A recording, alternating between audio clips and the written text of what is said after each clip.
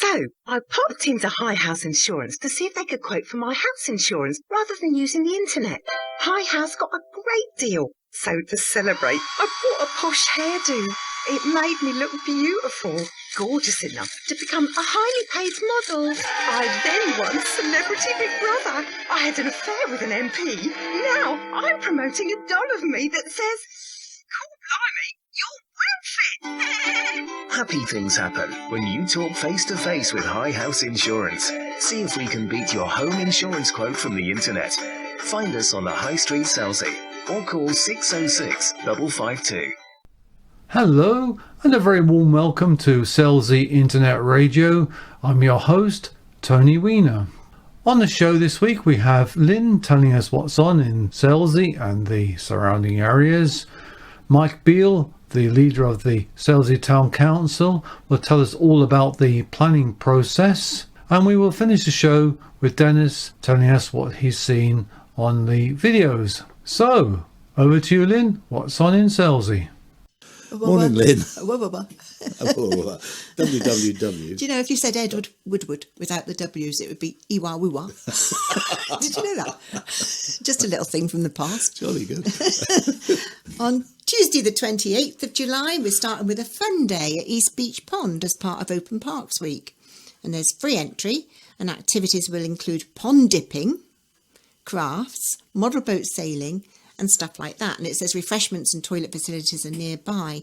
I don't know what pond dipping means. Do they get one of these chairs? You know, like they used to do the old witches or the old women. I was going to say, they used to call it a ducking dipping. stool, didn't That'd be a ducking stool. That'd be great. I could think of some candidates. Yeah, I could get a few in there as well. We could have a queue of them. Yeah. Next. Yeah. We could charge them all £1 for the privilege as well. That's right. Be good. Sounds good. A fun day at East Beach Pond. That's on Tuesday the 28th of July. And also on the evening of the 28th of July, there's a walking treasure hunt, kindly organised by the Mulberry Divers, that's supposed to be, I think. It is a fantastic way to see Selsey, discovering things that you didn't know, and help raise money for Selsey lifeboats into the bargain. The venue's the Inshore Boathouse, and the time is from 6 to 6:30pm. Entry is just £1 per person, and you pay on arrival. So get down there and see what that's all about, a walking treasure hunt. That'd be quite good. I'm sure you've got to go around and find the clues and find different things. Be good. Yeah. Nice way of getting a little walk in on an evening. Every year, I think, don't they? It's, get a little it walk always seems to be pretty well attended, I think. Bit of exercise. Yeah. Be good. On Wednesday the 29th of July, there's a quiz night at the Seal, being part of Selsey Lifeboat Week. It's great fun, so why not join in and challenge yourself? Entry is just £2 a person and starts at 9 o'clock in the evening in the Seal in Hillfield Road. I do love a good quiz. I really do. I'm no good. Can't answer anything at all. Well, as long as you Just enjoy now it. and again. For instance, I know silly things like what was the first record played on Radio 1? Stuff like that. And I know it because I was there. What was the status? I was there getting ready for right? school. No, it wasn't. It was The Moo, Flowers in the Rain. Flowers in the Rain. And it was of course Tony it was, Blackburn with Arnold the dog. Yeah. Yeah, Woof, I remember. woof. Yeah, woof, woof. Yeah. On Wednesday the 29th of July, the Oldingbourne Country Centre in Blackmill Lane, Norton, near to Chichester, featured in last week's podcast, if you remember that interesting podcast about everything they've got going on there, Keith. Yeah. Are you going to book your wife in for some pig? Yes, I thought. Mud bathing. Well, I thought I'd just move the pigs out of the way and get her in for a mud bath. Oh, Mrs. Keith. Mrs. Keith. I would have a go about that one if I was you. She will, no doubt. Oh, good. She'd love it, actually. Good. She'd love to go down there. Splash about in the mud with the Yeah, pigs. with It the sounds pigs. great. Anyway, in last week's podcast, we talked about that, and they're having a family events day with a splash about entitled The Kids' Revenge. You'll find full details of future events for the summer holidays programme on their website at oldingbournetrust.co.uk, or you could telephone them on 01243 542 075. And I think this is about the kids having water guns and having a good old splash about right. with the parents and stuff like that. And the staff, I believe. I might try and borrow a kid and go and have a go myself. I'd love that. Yeah. Dennis could be the child, couldn't he? And we could get in there with a little gun, squirt at him. That would be good. No, high-powered squirty guns. A high-power squirty. I get a really high-power one. I would. On Thursday the 30th of July, with school holidays having started, the youth drop-in commences every Thursday from now until the 27th of August, with lots of activities for ages 10 to 16.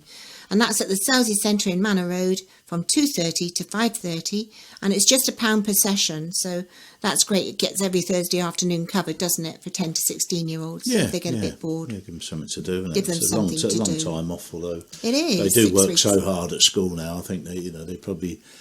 Are you being satirical? Are you being fun? No. Do you think there's they do? There's a lot of pressure on youngsters today at school, and I think they need a little bit of downtime away from that. Don't they? And I think more than that, their parents probably need a bit of downtime in the holidays. So from 10 to 16 years old, get down to the Selsey Centre. There was a time when if you had kids, you had trouble booking off time during the holidays. You did. And now you don't, because the parents don't. I can't get the time off. That's right. Yeah. I'm I'm going to work. Off. I'm going to work. Oh dear. I remember being at the start of those holidays and thinking, what am I going to do with them for 6 weeks? Gosh. But nowadays there's just so much going on, isn't there? Lovely. On Thursday the 30th of July as well, there's a race night at the British Legion. Join in for an exciting race night and help raise funds for Selsey lifeboats as well. The doors open at 6:30 with the first race starting at 8 p.m. I quite like those, do you, where they've got the racing on a film, haven't they? You have to bet on which horse. If you've seen the film before a few times, it's quite easy, really. I'd still get it wrong.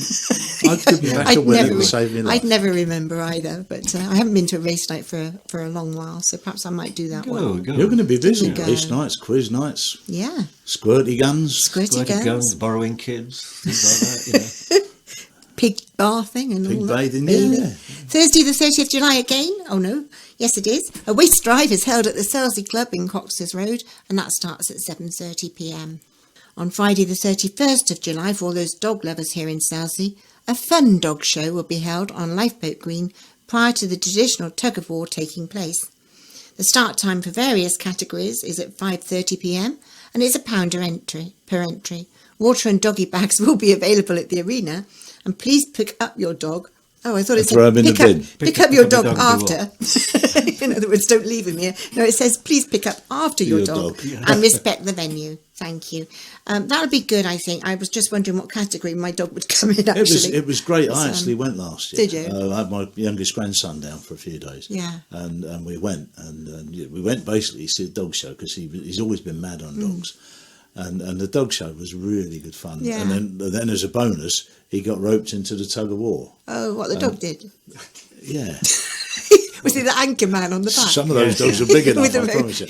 and it was great fun. There was a whole crowd of kids down there in the tug of war Lovely. as well. Lovely. Enough for sort of youngsters to have teams, and he got pulled into one of the teams for that. Yeah. Had a fantastic time. Oh, lovely. So yeah, it was good. Well, I mean, worth I'm a not visit. a tremendous lover of dogs, but No. it was good fun. I do like my dogs. And there were I some do. lovely dogs. I wouldn't say I'm a tremendous dog lover, but I do like my own dogs anyway, very much.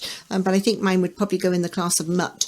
It would be in the mutt class. Muttley. Dear He's a Muttley Muttley. Do you know, we bought him because he was like a little terrier thing, and his legs are growing and growing and growing. I said we're going to end up with more of a Great Dane than we are a mutt in a minute. You didn't buy him off a just bloke getting called bigger and Twizzle, bigger. did you?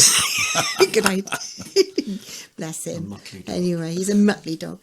The Tug of War and Fireworks display will commence at 7 o'clock on Friday the 31st of July. That's after the fun dog show. Go along and join in the fun and enter this year's Tug of War, it says, Keith, so you want to get your grandson in that again. Teams must be formed of 8 people. Oh. Okay, so get yourself up a team to go into the Tug of War, and to enter your team, please call Clive Wildman on 07831 544 530 or email him on clive.wildman@sky.com. Okay, so get yourself up a team. Maybe all your pubs out there could get a team up, couldn't they? Well, they usually do. Or the Legion They usually could, I do. suppose. Keith could be the anchor man for that. Oh, definitely. Yeah, or maybe Selsey Internet Radio could have a team. Oh, yeah. You never know. I'm sure we could find 8 people somewhere. Anybody want to do that? Come and give us a call. Yeah. If you could see the faces in the studio right now, it's like You're roping us into this. I think that bit may be edited. But, They might edit that bit. No. I've got a different version of that tug of war. Oh yeah. Yeah, instead of pulling, you push. I wondered where you were going then, Keith. Okay, instead of pulling, you push. Yeah, Okay. it's much more I think fun. that the idea really is to pull really, really hard and then let go Let suddenly. go. Yeah. And then they'll get And then in. they'll fall down. All fall down.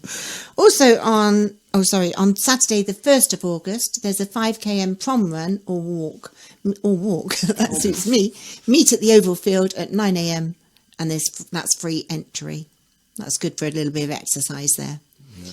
On Sunday the 2nd of August, it's Lifeboat Launch Day with plenty of activity throughout the day. You've got classic cars on display, fun fair, and there's a raffle. There's lots of stalls to have a browse around on. The RNLI raft race, which is always good fun, isn't it? Brilliant, the raft race. I love the raft race. It's really good fun. I get down on the beach there with me barbecue. Yeah. I love me little barbecue going. I hope you clear up all your mess up. Of course I do. I'm not the kind of person to leave a mess on the beach, am I? No. And then you've got the wonderful Spitfire and Harvard air display. I love watching that plane go over all the time as well. We're so lucky to have that plane in Selsey. And then you've got the voluntary worker lifeboat launch and display with Betty and Thomas Moore and other visiting boats.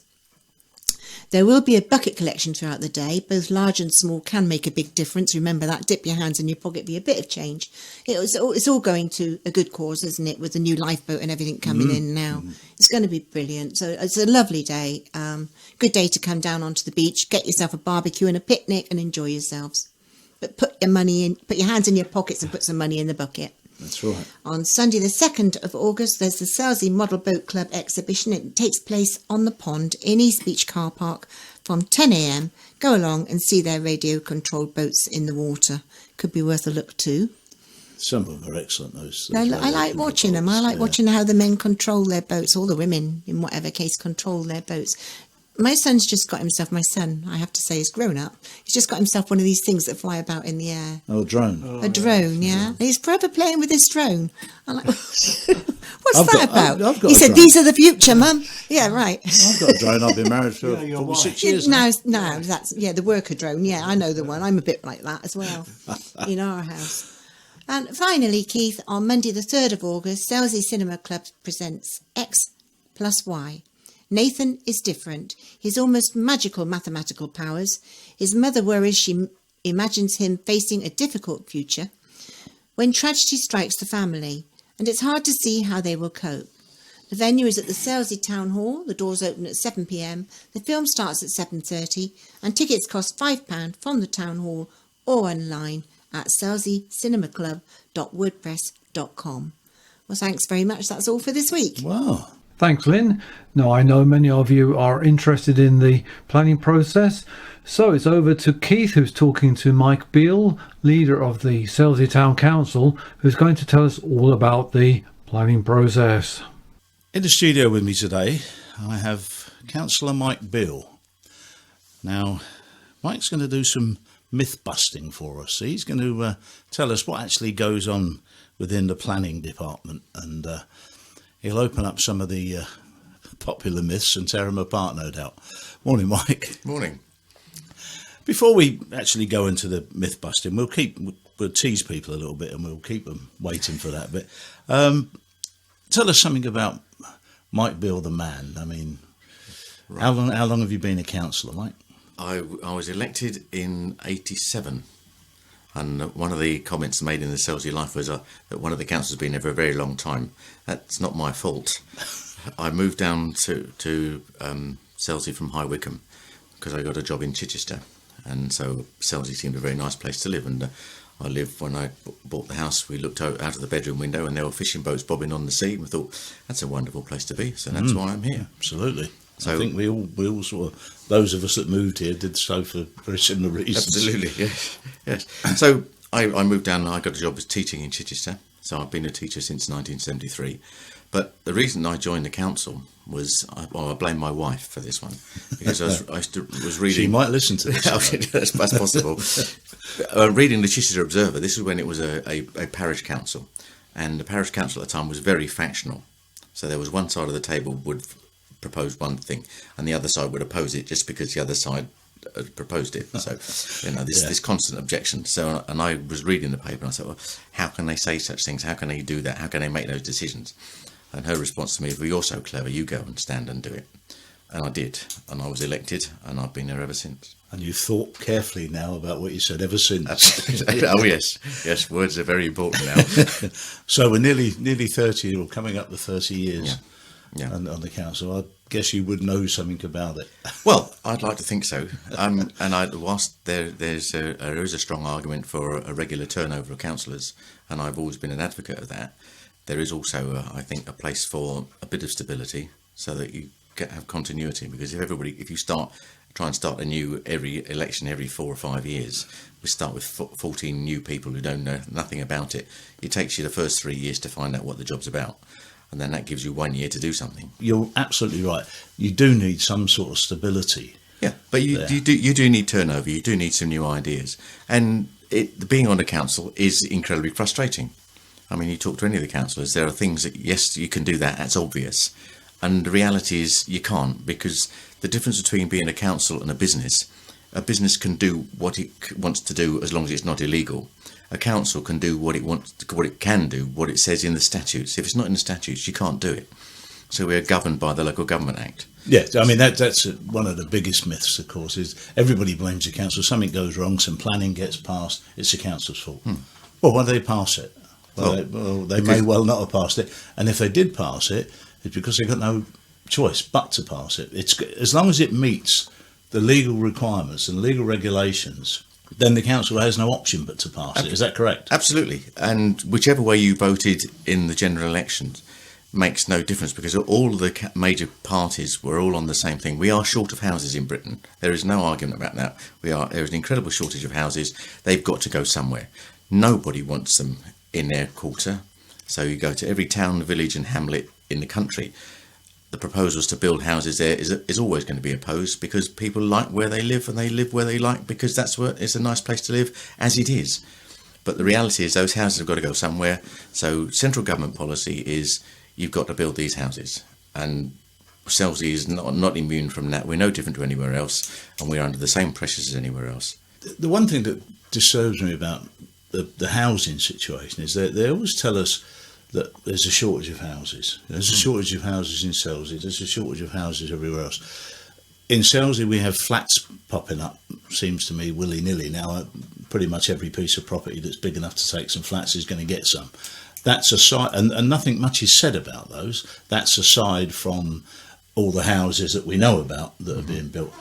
But last time, or a couple of years ago, when the pie thing was ongoing, and there was arguments about that, I actually just went through the estate agents in Selsey and counted somewhere in the region of 160 properties for sale. So why did we need to build 150? We've already got 160 waiting to be sold. You know, and there are a lot of people asking the same question who couldn't get an answer. You know, why is there a housing shortage when there's obviously not? Is it just social housing that's short? No, there is a distinct shortage of social housing, but there is a shortage of houses in general. And I mean, being very sort of nasty about this is because we, as grandparents, didn't die when our children wanted a house. And yeah, I can understand. All the while you'll be able to, and when you've got grandparents and even great grandparents, then the demand for housing is even greater, and couples split up. So where they were living in one domicile or one house, now they need two, because if you're divorced, you tend not to live with your ex-partner. So that's But it doesn't get away from the fact that there were 160 odd houses for sale, and those are only the ones that I saw in local. Yeah. But there's always going to be a turnover of houses. Yeah. I mean, because people do die, people do move away because they're going to another job. As I did, I moved down from High Wycombe, so there was a house in High Wycombe for sale, and I bought one of the houses that was for sale in Selsey. So there has to be a turnover, and that turnover is never going to be instant. I mean, we've all tried to buy and sell houses, and it takes forever, doesn't it? Don't it just, yeah. So you know that there is that time lag involved. But there are people, even in Selsey, who are living with their parents in their 20s. Perhaps even in their 30s, who don't want to be living with their parents. Is that not the done thing nowadays? Well, I was led to believe that, that's the norm. Kids don't leave home till they're 40 now. Well, that probably is the norm, but that's because they've got nowhere else to go. Because house prices are what they are. Well, I certainly would subscribe to part of that, because my own children, when we moved from Windsor, my own children couldn't afford to buy in Windsor. And they had to move out of the area, and that's a little bit sad when you've been born and raised in a place. You imagine if you were born and raised in Selsey and then you had to move out because you couldn't afford a house of any description in Selsey, you would feel put out. Absolutely. So I can understand that. And there is a problem of where do you go? Because if you're working locally and you can't afford to buy a house locally, you then have to move away to somewhere where the housing is cheaper, which adds to then your transport costs because you've still got to get to work. So absolutely. it is a vicious circle. My son was working in Windsor and living in Basingstoke. It's a bit of a run every day, Yeah, it there is. and back. Yeah. Along that corridor is not an easy ride anyway. No. Of course, what happens is people move into areas where the property is cheaper. And because there's a great influx of people, property prices go up. Yeah. Which is exactly what's happened in Basingstoke at the moment. Yes, but one of the solutions to that, and this is what the line that all the political parties are peddling, is if the housing supply met the demand, house prices wouldn't go up so fast, because it is a supply and demand thing, and that seems whether you agree with the unfettered free market or not, that's how the system works. Yeah, so if there's plenty of supply, the house prices will drop. That's part of the system. Or not go up so fast. Yeah, that's right. That's right. I mean, when people can't sell them, they drop the prices. Absolutely. So property prices come down, and we start again. And we're all playing the same game. If you want to sell to move into a downsize or whatever, everybody's playing the same game. So you can't afford to drop your price too much, because that means you can't afford to buy the place you want to move into. Yeah. So it is a vicious circle, and the only way to break that circle, or to at least to reduce it somewhat. Yeah. It's very difficult for first-time buyers, but I mean, generally, if you live in a house that's worth 300,000 and you want to downsize, and you're going to stick 50 grand in your pocket or in your bank or wherever, that's probably people that are doing that for their pension. It's a backup to their pension. Oh yeah, it's not criticising people doing that, but that's the game. That's the game everybody's playing. Yeah. Yes, indeed. Right, now about these myths that you're going to be busting for us, Mike. Okay. Well, there's a whole range of issues really. It's things like the town council planning committee is a statutory consultee. And that means that the district council, who are the planning authority, have to consult the town council on any planning application in Selsey. And the planning committee sit around the table, and subject to the laws and the regulations, they make a decision on whether they support or object to a planning application. So that's the nuts and bolts of it. The town council don't make the decisions, but we make our recommendations to the district council, and the district council planning committee make the actual legally binding permissions. So there are various things that when somebody's putting an application in a house next to you, or a plot next to you, there are things you can object to and things you can object to, but they're going to be ignored. So various things like things you can't that don't have any weight whatsoever is if you lose your view. So from your bedroom window, if you've looked at this view for the last 50 years and somebody's going to put a house in front of your building and you're going to lose the view, that is not a planning consideration. That's just unfortunate. The reality is, if you want to maintain a view, you have to buy it. If you own it, then you can dictate who builds anything on it. But if you don't own the view that you're looking at, that is not an objection. Neither is things like the roof line. So if you decide that that all the roofs in this particular block are all the same height and this one's different, that's not a planning issue. That doesn't matter. And similarly with the building line. So there used to be a building line which was all the buildings were on a single continuous front. If you want to move in front of that line, the building line is no longer a planning issue. So if you want to put an extension on the front, that would explain a couple of things to me actually, because in the road that I live in, there have been a couple of extensions built on the front of bungalows, and I actually went and spoke to one of the builders with reference to getting a price to actually doing it, and I said, do you think I'll be allowed to come out as far as that with mine? And he said it's not a problem nowadays. No. So that's right. And other things, it may sound ridiculous, and people listening to this will during this conversation think, well, that's ridiculous, you can't do that, how stupid is that? You can put in a planning application for property you don't own. Oh yes, I did know that. Now, if I had the money and I was silly enough, I could literally legally put in a planning application to knock down Buckingham Palace and replace it with a multi-storey car park. It would cost a shilling or two, because the price of the application is dependent upon the value of the property.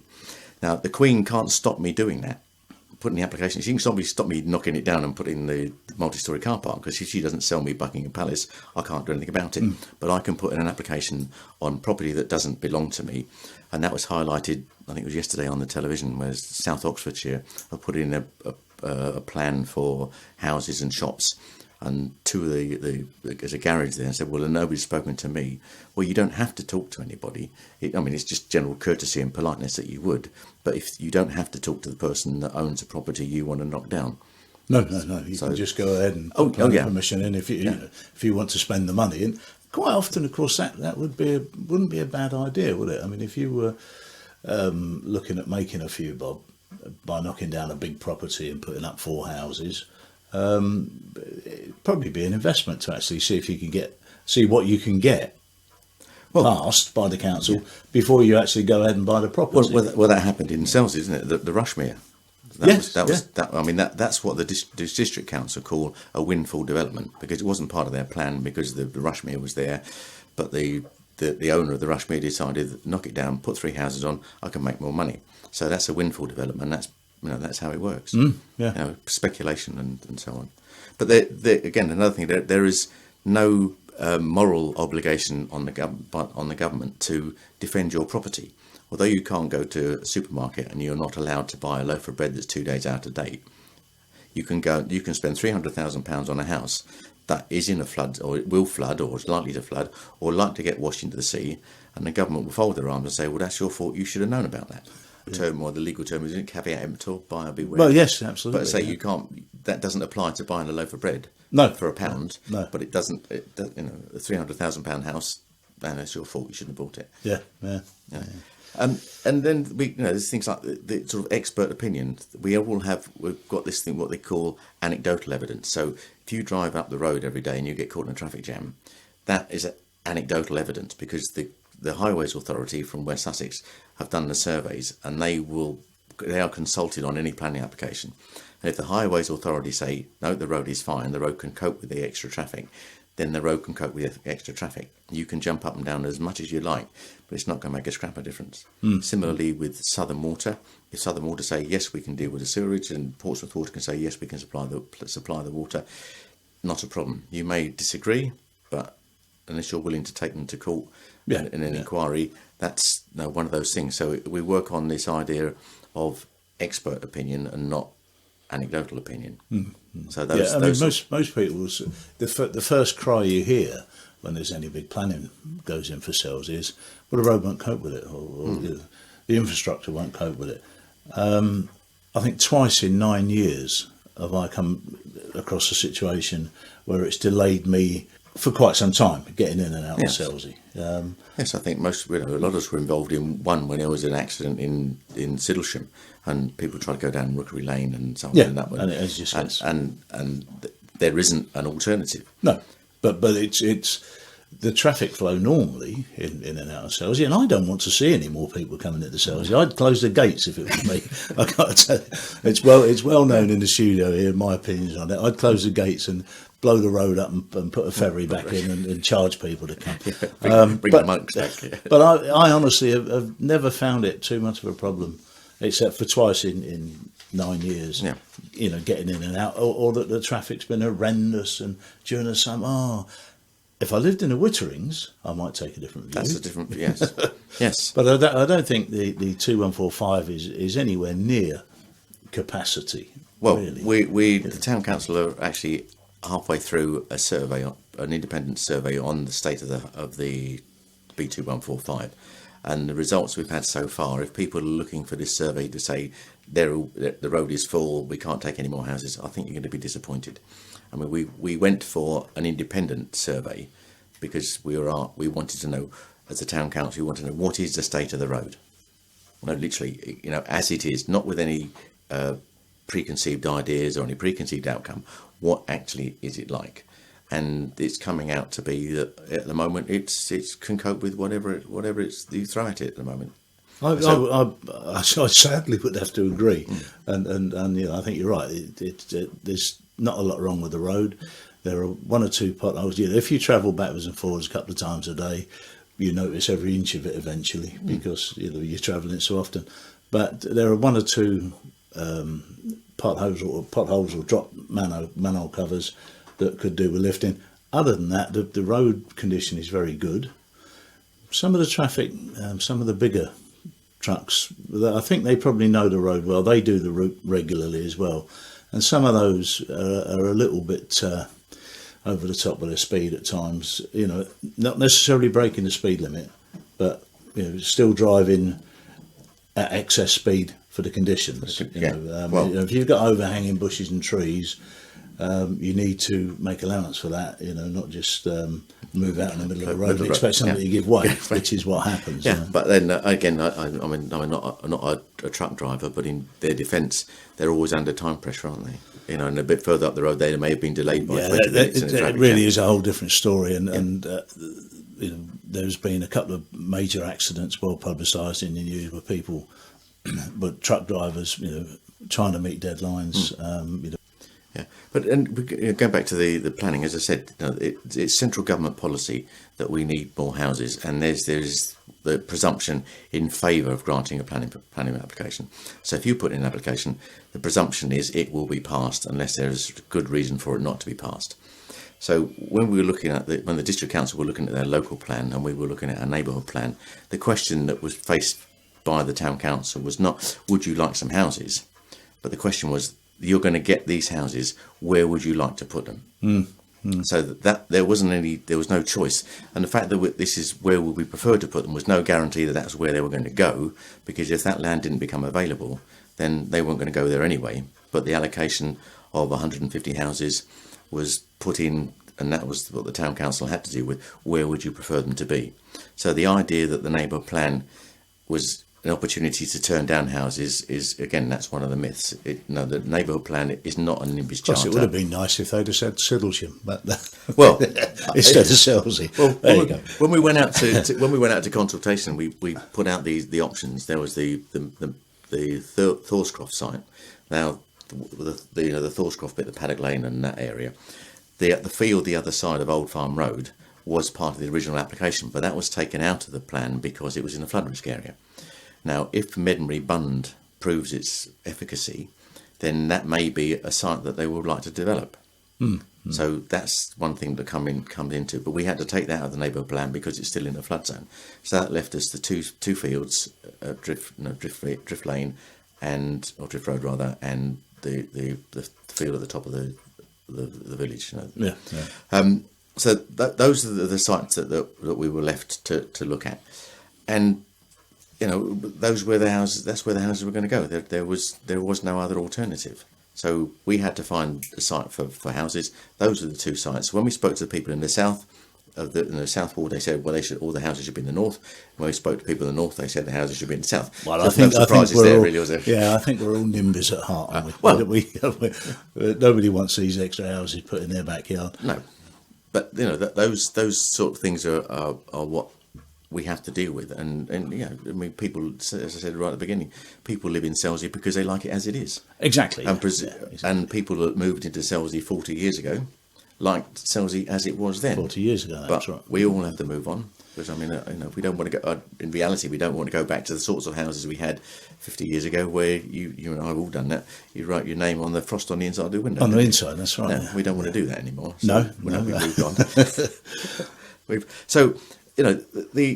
If the houses meet the criteria, or the site meets the criteria, it goes in front of the district council. They have to consider it. They have no choice. They can't turn around and say, no, we don't want to. We don't think that's a good idea. By law, they have to consider it. They have to make their decision within 8 weeks, having consulted with the town council and all the other statutory consultees. And if everybody says that yes, it's okay, then there's very little reason for it to be turned down. And again, we may not like it, but them's the rules. But that's right. And as long as the planning or the proposed development is within those rules, then there's nothing that the council can do to stop it. And although we are going to, on the planning applications at the moment, we've got 170% of the numbers the district council said we were going to be expected to take anyway.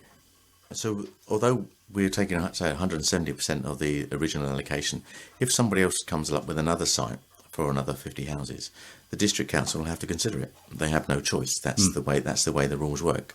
So and if it meets all the criteria, as you said, it will get planning permission. If they turn it down without sound planning reasons, it's going to go to an appeal. The applicant will win. and it will cost the district council and you and me, by definition, as ratepayers, an awful lot of money, because planning barristers don't come cheap. No. I mean, it's something that a lot of people overlook is the fact that the council's not a bottomless pit of money, and they have to pay if they disagree with one of the planning applications and they want to fight it. The council has to pay, and as you say, thereby that's us. Yeah, that's you and me paying for that.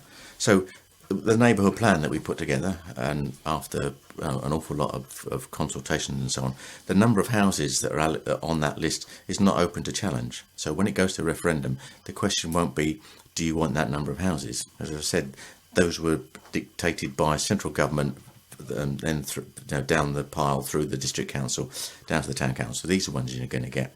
So whether you want those number of houses or not is not the issue. But what the advantage of having the neighbourhood plan in place is, there used to be a thing called the Section 106 of the Planning Act, where money was allocated to deal with sort of the effects of the development. That's now been changed to the Community Infrastructure Levy, which essentially does the same sort of thing. So depending on the square yardage or square meterage, in proper money now, I suppose, of the development, that amount of money goes into the Community Infrastructure Levy. Now, if we have a neighbourhood plan in place, the town council, in consultation with the residents, because it's your money, not ours, we have 25% of that Community Infrastructure Levy to spend on projects in Selsey that we think is right. If we don't have a neighbourhood plan, we have 15% with strings attached. And those strings are attached by the district council. So having a neighbourhood plan in place, although the planning applications for the housing allocations has already gone through prior to the neighbourhood plan, having that neighbourhood plan in place means in the future that difference of 15% with strings attached or 25% without strings attached, it makes a difference. Yes, there's always you see it raised every time that there's a planning approval goes through for somewhere. Oh, well, the council were on backhanders. Look, they've taken the money to build this, they've taken the money to build that. They couldn't do it in the past, but now they can. Basically, most people see it now as a legalised slush fund.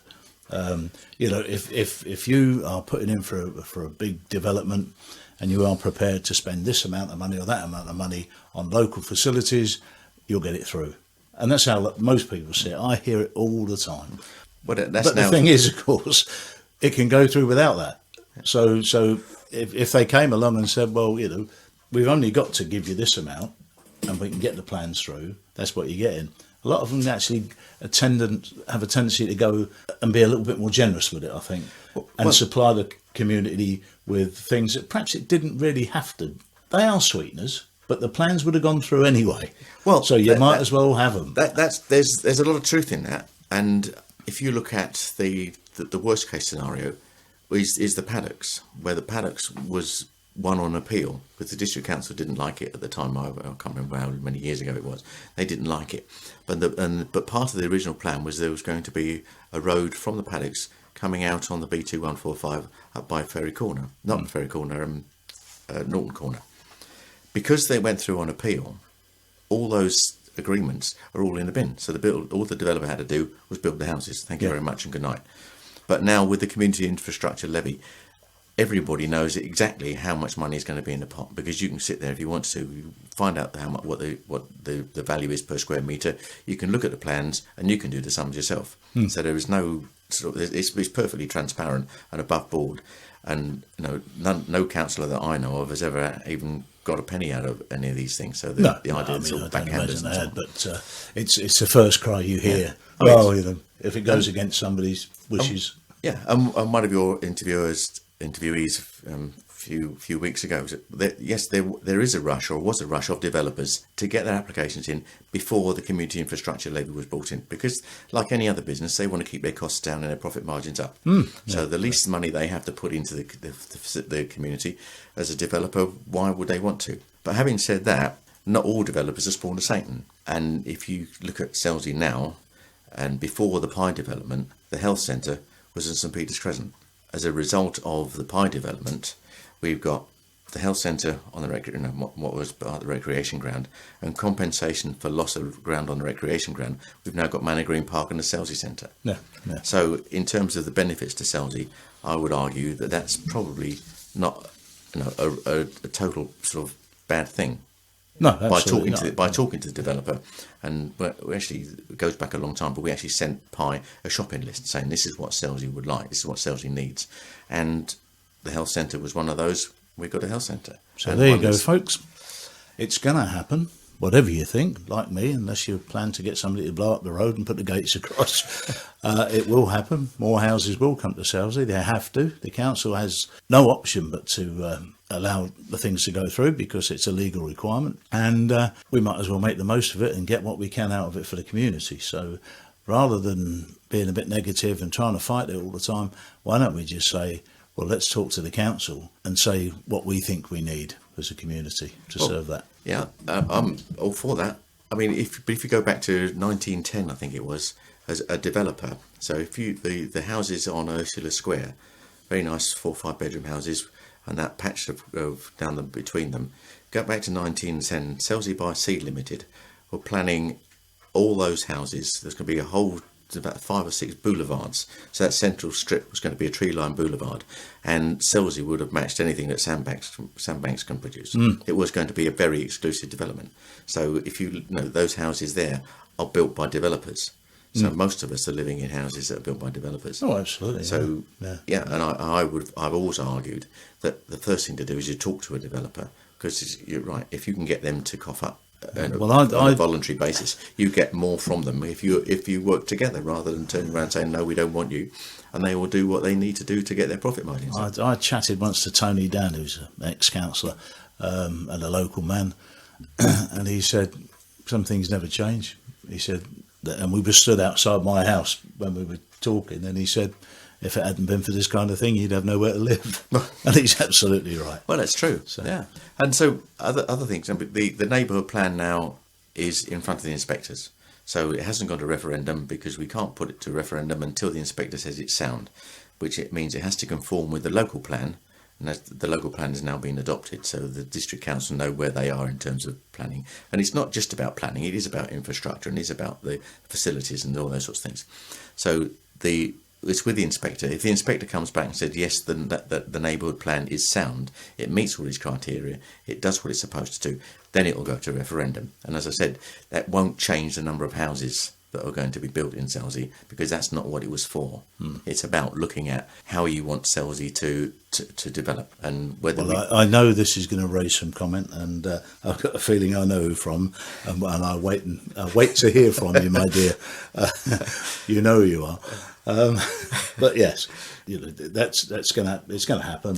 Yeah. And we've got to trust the councillors, or if we don't trust them, we've got to elect the ones that we do trust to make the most of it for us as a community. Yeah, and it's a learning curve for all of us. I mean, there are things happening now that I have never met before, although I've been on a council for a long time. So it isn't a static situation. But I mean, in looking at the B2145, and this is again, people will think this is crazy to judge whether a junction is overloaded. The calculation, and this again set by central government, and that the Highways Authority in County Hall have to abide by the rules. They can't change and say, well, we don't like that. It's that when your car pulls up to the white line, it's how long does it take you to get into the flow of traffic. If it takes you within the right time scale, that junction is not overloaded. You can have 5 miles of traffic behind you, but that's not the issue. That doesn't count. It's the time it takes you to get from the white line into the flow of traffic. So, that may sound absolutely bonkers in terms of judging a junction, but that's how it works. It's probably why the Selsey doesn't get so much property built in it, because the side roads there are very difficult to get out of because the 2145s are busy. So that might answer a question, for somebody that says, well, why can't Selsey have some of the expansion? That probably would answer. But if Selsey get the expansion, it doesn't actually change that issue. No. But and because other things that are inevitably going to be considered is the neighbourhood plan and the developments on the land link and Drift Road. In consultation in the past, one of the things that Selsey residents have asked for is a supermarket, is a petrol station, is a hotel, and more medical facilities. Now, all those came out of the neighbourhood plan from consultation, and to be fair to the developer, when they put in the original plan for 50 houses, then looked at the neighbourhood plan and came back and said, well, if we develop both fields rather than just the one, we can put these things in. Yeah. So the supermarket, whichever brand name it happens to be at the time, the reason that it's the one it is suggested is because they come with a petrol station. Yeah. If you go to other supermarkets, they don't come with a petrol station. That's right. I believe it was only Asda's that would agree to put a petrol station in there. Yeah. Others wouldn't. Well, that's right. And So- you know, you whichever brand you prefer, if it doesn't come with a petrol station, there was not deemed to be sufficient demand to justify having a petrol station independent of anything else. So if and when it comes, it still won't. There won't be a kiosk there to pay cash over. It'll be card at the pump. But those things were done by consultation, and that's what people wanted. Now, always when you go to any consultation, you hear from the articulate, vociferous group, and that's the nature of the beast. Yeah. But as an elected representative of 12,000 people, which is the population of Selsey, I have to look at, and all the councillors have to look at, the whole of Selsey. And there are plans that have gone through that are actually to my detriment as an individual. But that's the name of the game. To accept it. If you're not willing to look at the benefits of Selsey as a whole, then you shouldn't be doing the job, really. No, that's absolutely true. Well, and the fact that there are 250 houses now on that plot, in reality, that's another 1,000 or potentially another 1,000 residents who could be down the high street spending money. And if you look at that, that's 60 anniversaries a year, 1,000 birthdays a year. All those things add up, and I would consider that to be an opportunity rather than a threat. And although people are saying, well, the supermarket will do this, that, and the other, in reality, the supermarket itself won't be any bigger than the Budgeons site. But Asda don't store as much, so Well, therefore I was under the impression it was going to be the footprint was going to be about twice the size of Budgeon's store, but even then, that's not big for an Asda. No. If it's not going to challenge Havant. So if you want to do your big Asda shop in Havant, you're still going to have to go to Havant. Yeah. So I just think that there is an opportunity. There'd be potentially 100 children. That's another 100 pairs of feet for shoes, 100 backs to put school uniform on. All those are opportunities. That's if they're going to stop that kind of stuff. I mean, I'm talking about the high street stock. Oh, the high street stock. As I understand it, the Asda is going to be a grocery store. Yeah, that's how I understand it. It's certainly not going to. It won't have the size to stock all the other stuff, the CDs and the clothes and all that sort of thing. It's just not that big. No, I think they said there would be a full range, but a limited quantity. So I quite knows what that means. But well, I don't know.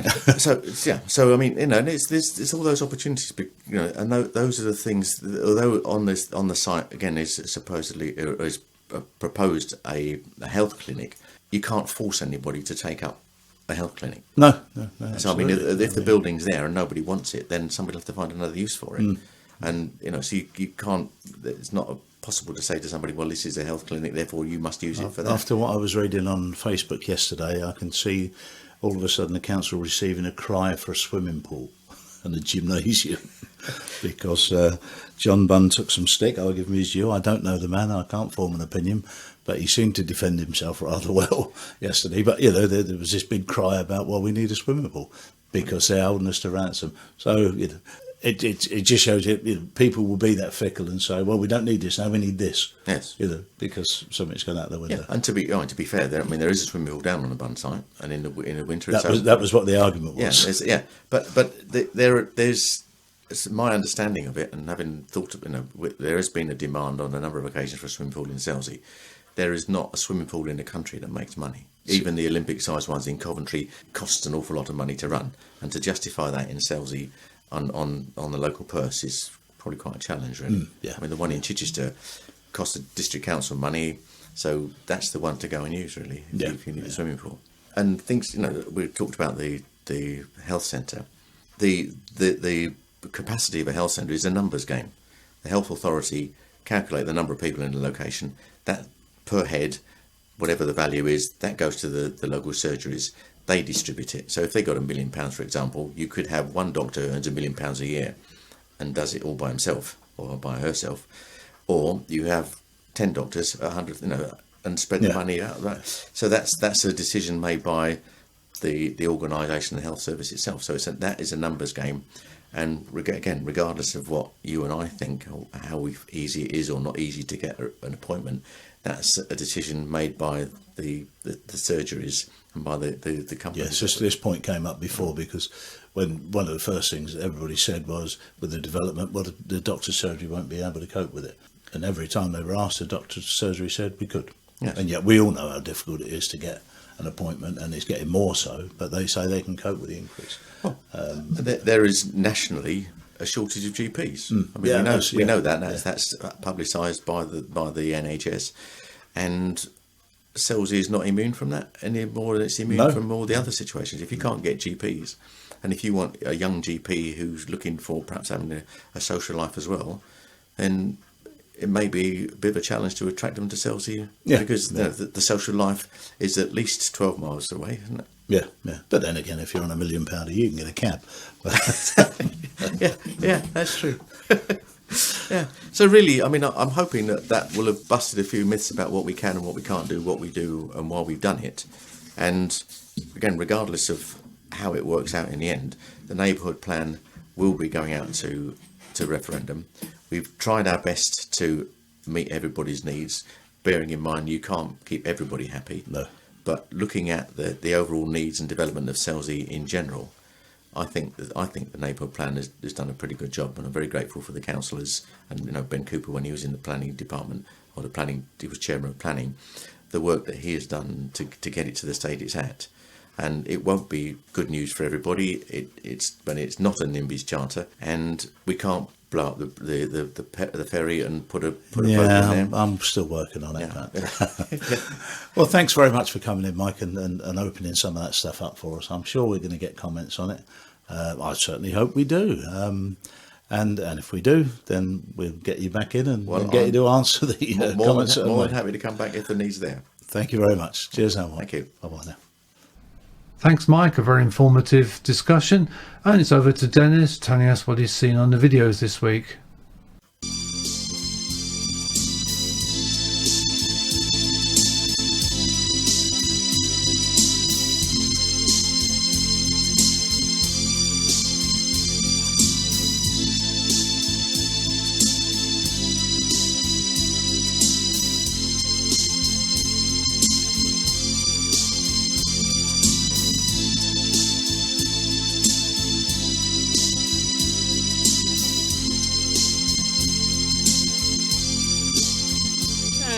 Welcome to Video Watch number 14 with Dennis Cowan, and we shall now review old and new DVDs as before and do the top 20 from Reflex DVD and go to see Andy at the off license. So we shall begin.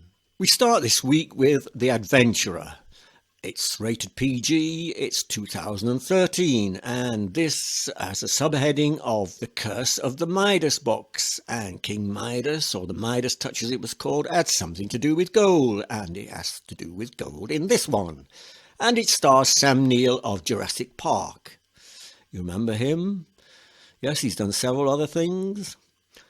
Lena Headey and Michael Sheen also star, and Michael Sheen, he's been in a number of films including Frost and the films with vampires and werewolves, Eclipse, etc.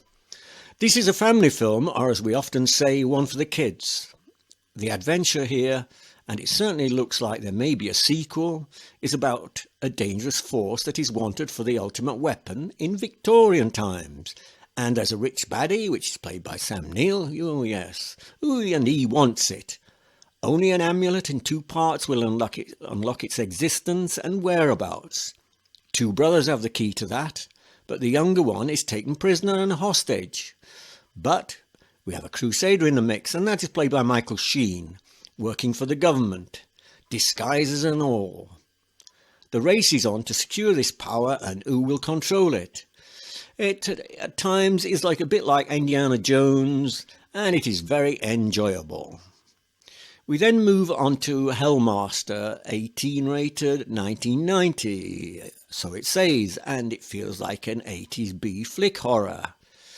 It looks as if it could have been very good, but its story is cliched, and the dark filming doesn't help launch this to where it might have gone at that time, or it might go now.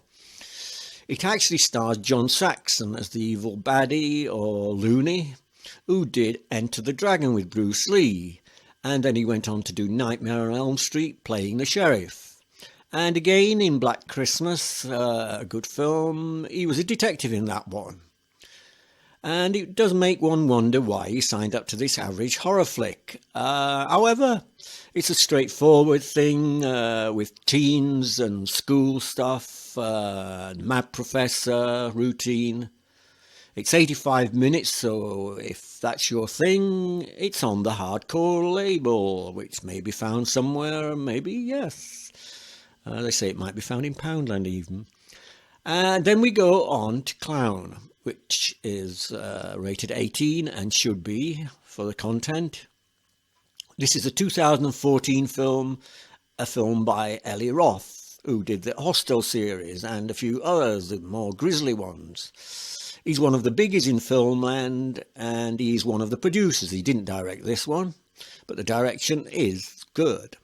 Amazingly, this is a must. The idea is terrific, taking it much further than the expected horror clown routine. This is the edge of your seat stuff, well crafted, and it unfolds at a super pace. And it's about an ordinary loving dad who changes because of a clown suit he discovers and he needs for his son's 10th birthday party. This suit is from when clowns were feared and demonic ones who ate children, and it cannot be taken off without direst consequences. The payoff is superb. It really kicks. This is a terrific horror film. I thoroughly enjoyed this one. I thought I was going to see the usual clowns looning around, but this one had far more to it. Anyway, we now move on to Club Dread, which is a 15 rated thing, 2004. It is a sort of a comedy and horror starring Bill Paxton. Yes, him of Twister and more. This is like a Club 31 situation, comedy slasher thing with nudity and crude jokes. A group of young things go to Pete's Pleasure Island in search of babes, booze and hot fun, only to find they are being picked off one by a machete-wielding maniac, yes, complete with hood, going round grabbing these guys and girls. Yes, it's rather sort of weird. It's mostly played for fun amidst the horror slant, and it lasts 113 minutes. So there you are, if you're into that sort of thing. This is your bag. And then we move on to Beyond Remedy, and this is 18. It's a 2008 film, and it's one of those asylum come hospital things. They seem to be kicking out all too frequently right now. The bit about the old abandoned hospital or loony facility still haunted by what? Well, you have to see it for that. The story is that Julia and a medical classmate dare each other to enter the place as an experiment to investigate the phenomenon of fear. Yes, the subject of Julia's thesis. Shortly after arriving, they find that a killer or something is picking them off one by one. What dark secret does this place hold? Yeah, not bad. And then we finally come to this section to The Road. And this is a 15 rated film, 2009, starring Viggo Mortensen, him of the Lord Rings trilogy, yes. And also in support is Guy Pearce and Robert Duvall. This is actually more of a moody drama set amidst a ravaged earth, the apocalyptic scene. Mad Max, etc., except not with all the action you get in Mad Max. This is rather moody and doleful and a bit depressing, but it's absorbing even when you've got that far. This is a father and son try to survive among the several other bands of survivors. They chance danger as they head out along the road to a future without law and survival, which may get you killed for what you've got. This is thought-provoking stuff, but not the best, as it depresses one. It runs in at 107 minutes, and it is well made. So there we have that. We now move on to the top 20, as supplied by Steve Saunders at Reflex DVD in the Selsey High Street. And we start at number 1 with Jupiter Ascending. Number 2, a film called Home. And then we go to number 3, and Liam Neeson is still there with Taken and doing yet more of his kind of stuff. And then at number 4, we've got The Gunman. This is a new one in. And this is a 2013 film starring Sean Penn with Idris Elba. Yeah, you know him, always on those adverts. It's an action-packed thriller, and Penn plays an ex-mercenary whose last assassination went pear-shaped, causing a civil war. He turns to another job, a humanitarian in Africa, only to come face to face with a bunch of armed guys. And with the aid of Idris Elba and Ray Winston, yes, they set about stopping them. And then we move on to number 5, and this is the sequel to Woman in Black, and they've simply called it Woman in Black 2. And it doesn't star Daniel Radcliffe anymore. He's left that. Yes, he went on to do Horns instead. And then at number 6, we've got Chappie. Yes, I don't know about that. And then at number 7, The Boy Next Door. At number 8, we have The Wedding Ringer. At number 9, we have that 50 Shades of Grey. At number 10, we've got Focus. And then at 11, we've got a new one called Kill the Messenger, and this is rated 15, and it stars Jeremy Renner. It's a political drama about an investigative reporter who uncovers a link between the US government and Central American drug cartels, and it co-stars Ray Liotta. And they aim to prove the CIA are involved, and follow-up to that is... the acting stages are Andy Garcia and Oliver Platter in there somewhere. So that's at number 11. At number 12, we've got Unfinished Business. At number 13, we have got Voices. At number 14, we've got The Second Best Marigold Hotel. At 15, we've got Last Nights. At 16, we have Cake. And then at 17, we've got another one coming called Black Hat. It's 15 rated, 2015, starring Chris Hemsworth. Michael Mann did this one. It's a convict American and Chinese partners, hunt for high-level cybercrime. Says it's got strong violence. That's all I know at that one. And then at number 18, we've got The Loft. At 19, we've got Still Alice. And then at 20, we've got No Good Deed. So there we have the top 20. And is Deborah listening to what I'm saying? Yes, it's for you, Deborah. Because we then go into Reflex's DVD of the week. And this one is called Deliver Us from Evil. And it's not quite what I expected. It actually veered away from the usual fare of people in a house spooked by happenings. This started with troops in Afghanistan and a discovery, quickly jumping to a police officer and his good friend, finding that strange things began to happen, eventually linking to 3 soldiers. Down at the cop station, reports came in that people are hearing noises. Now, our solid cop doesn't buy this until he begins to see some impossible visions during call-outs, especially at the zoo.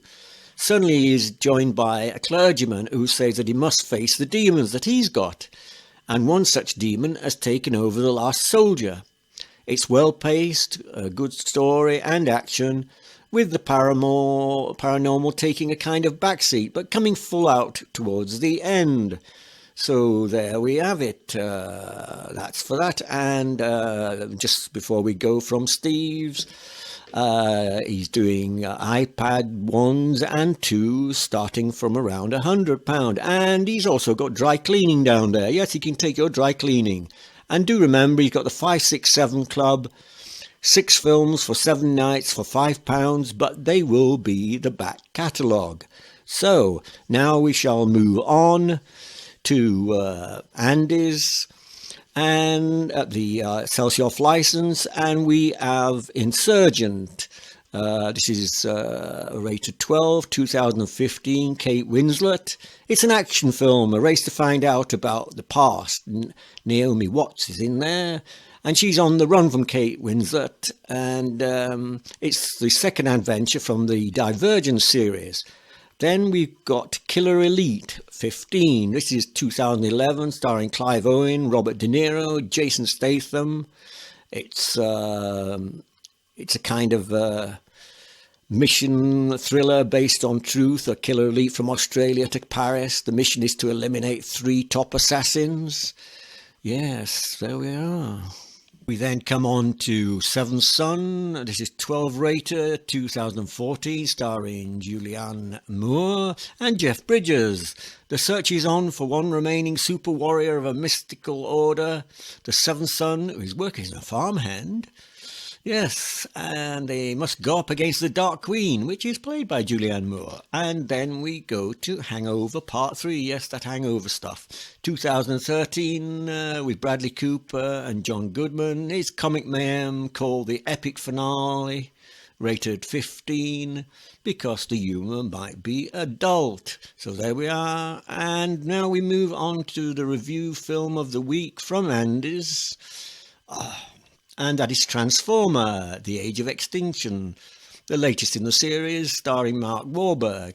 And this is yet another instalment in the Alien Machine franchise, 158 minutes, rather long, and it's got massive special effects from the Industrial Light and Magic. Michael Bay directs, and Steven Spielberg is the producer. And Ignite, another action flick in which humanity faces extinction from a new threat. Mark Wahlberg throws himself into the role of not only protecting his daughter, which has all the cliched hang-ups of overprotective dad, but a continuous line of boyfriend and look after my girl or else. Does get a bit boring, but saving the world, yes, that's what he's going to do. And apart from that, it's a huge extravaganza of special effects action, which almost goes over the top. It is great stuff and visually fantastic. The film does sort of indicate yet another follow-up, which may ultimately bore future audiences. However, saying that, this film is terrific, so get in your drinks and eats from Andy's. And as we are on that, don't forget he's got the wine taster, which you ought to go to. It's there to try. And don't forget he's got the wine billions, which will come and deliver. And he's got the wine club to the website, and the telephone number is 0330 999 0911. And remember, he's still got those wonderful Frontier wines, 2 for £10, good value, red and white. So there we are.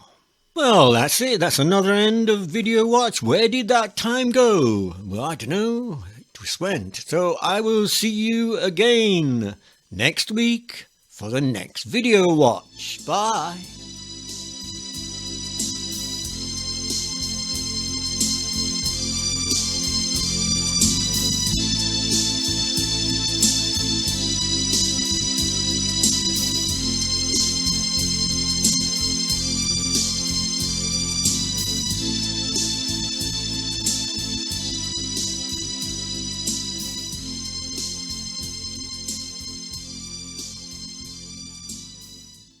Well, sadly that's all, and it's thanks to our production team, Keith Barnes, Lynn Reeve, Dennis Cowan, and our studio manager, John Fletcher. And finally from me, Tony Weiner, it's bye for now. Bye.